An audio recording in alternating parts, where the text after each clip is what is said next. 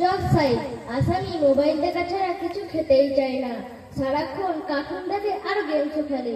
আসামি সম্পূর্ণরূপে মোবাইলে আসক্ত। মাননীয় জজ সাহেব, আসামি তার বাবার বড় মোবাইল দেখতে দেখতে ফেলে দিয়ে ডিসপ্লে ভাঙা উড়ে গেছে।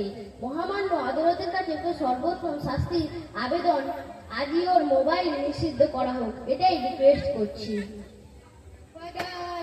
আসামিকে হাজির করা হোক। আসামি হাজির হও।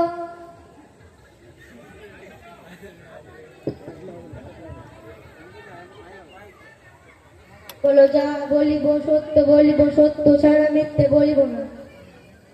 যাহা বলিব সত্য বলিব, সত্য ছাড়া মিথ্যা বলিব না।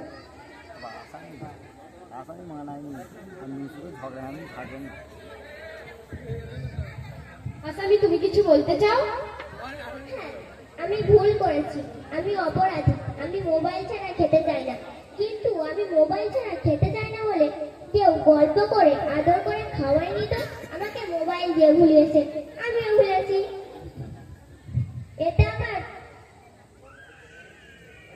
এটা আমার দোষ কোথায়? কিন্তু তুমি তো মোবাইলে গেমসও খেলো।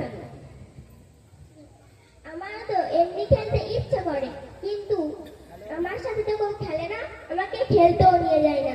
এখন আমি কি করব? মাননীয় জজ সাহেব, আসামি দুনিয়াতে যে সমস্ত কাজ সেখানে হয় সেসব কিছুই করে না।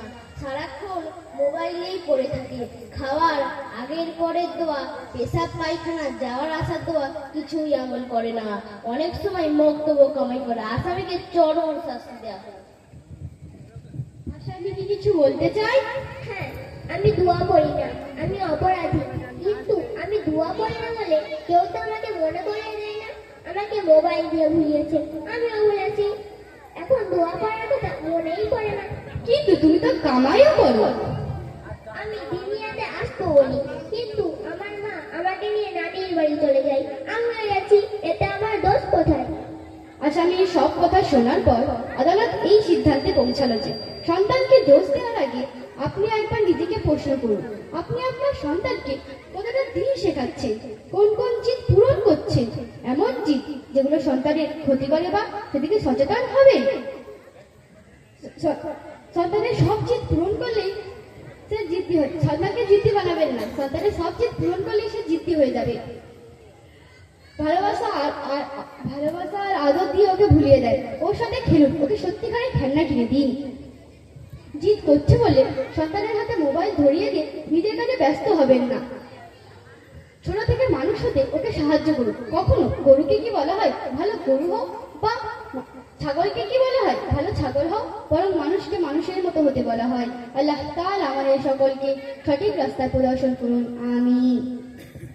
আসসালামু আলাইকুম ওয়া রাহমাতুল্লাহি ওয়া বারাকাতুহু।